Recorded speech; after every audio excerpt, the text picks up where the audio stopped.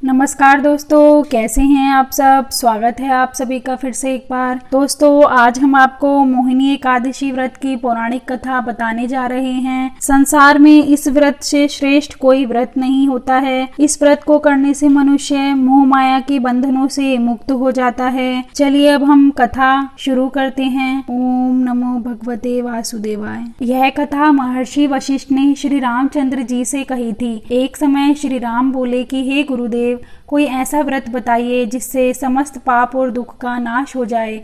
मैंने सीता जी के वियोग में बहुत दुख भोगे हैं। महर्षि वशिष्ठ बोले, हे राम, आपने बहुत अच्छा प्रश्न किया है। आपकी बुद्धि अत्यंत शुद्ध तथा पवित्र है। यद्यपि आपका नाम स्मरण करने से मनुष्य पवित्र और शुद्ध हो जाता है, तो भी लोकहित में यह प्रश्न बहुत ही अच्छा है। वैशाख मास में जो एकादशी आती है उसका नाम मोहिनी एकादशी है। इसका व्रत करने से मनुष्य सब पापों तथा दुखों से छूटकर मोह जाल से मुक्त हो जाता है। मैं इसकी कथा कहता हूँ, ध्यान पूर्वक सुनो। सरस्वती नदी के तट पर भद्रावती नाम की एक नगरी में तुतिमान नामक चंद्रवंशी राजा राज करता था। वहाँ धन धान्य से संपन्न वह पुण्यवान धनपाल नामक वैश्य भी रहता था। वह अत्यंत धर्मालु और विष्णु भक्त था। उसने नगर में अनेक भोजनालय, प्याऊ, कुएं, सरोवर, धर्मशाला आदि बनवाए थे। सड़कों पर आम, जामुन, नीम आदि के अनेक वृक्ष भी लगवाए थे। उसके 5 पुत्र थे, सुमना, सद्बुद्धि, मेधावी, सुकृति और धृष्ट बुद्धि। इनमें से 5वां पुत्र धृष्ट बुद्धि महापापी था। वह पितृ आदि को नहीं मानता था। वह वेश्या, दुराचारी,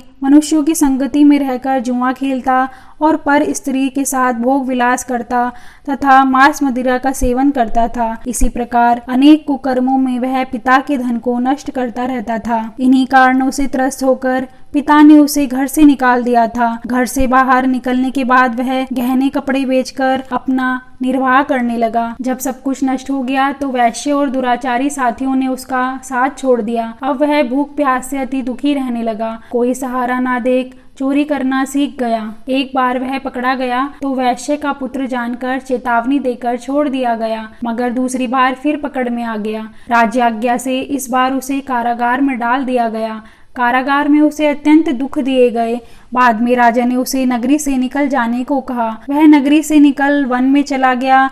वहाँ वह वन्य पशु पक्षियों को मारकर खाने लगा। कुछ समय पश्चात वह बहेलिया बन गया और धनुष बाण लेकर पशु पक्षियों को मार मार कर खाने लगा। एक दिन भूख प्यास से व्यथित होकर वह खाने की तलाश में घूमता रहा। कौंडिन्य ऋषि के आश्रम में पहुँच गया। उस समय वैशाख मास था और ऋषि गंगा स्नान कर रहे थे। उनके भीगे वस्त्रों के छींटे उस पर पड़ने से उसे कुछ सद्बुद्धि प्राप्त हुई। वह कौंडिन्य मुनि से हाथ जोड़कर कहने लगा कि हे मुने, मैंने जीवन में बहुत पाप किए हैं। आप इन पापों से छूटने का कोई साधारण बिना धन का उपाय बताइए। उसके दीन वचन सुनकर मुनि ने प्रसन्न होकर कहा कि तुम वैशाख शुक्ल की मोहिनी नामक एकादशी का व्रत करो, इससे तुम्हारे समस्त पाप नष्ट हो जाएंगे। मुनि के वचन सुनकर वह अत्यंत प्रसन्न हुआ और उनके द्वारा बताई गई विधि के अनुसार उसने व्रत किया। इस व्रत के प्रभाव से उसके समस्त पाप नष्ट हो गए और अंत में वह गरुड़ पर बैठकर विष्णु लोक को गया। इस तरह यह कथा संपन्न हुई। कहा जाता है कि इसी दिन भगवान विष्णु ने समुद्र मंथन से निकले अमृत की रक्षा दानवों से करने के लिए मोहिनी रूप धारण किया था, इसलिए इसे मोहिनी एकादशी कहा जाने लगा। मान्यता है कि इस दिन व्रत रखकर शुभ मुहूर्त में पूजा करने से व्रती को मनचाही कामना प्राप्ति का आशीर्वाद मिलता है।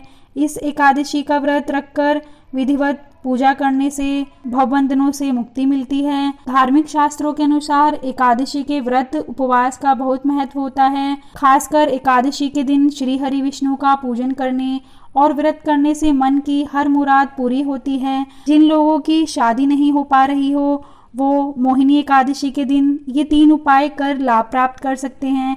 आइए जानते हैं कौन से हैं ये 3 उपाय। मोहिनी एकादशी के दिन आपको पीले वस्त्र धारण करके भगवान विष्णु की उपासना करनी चाहिए।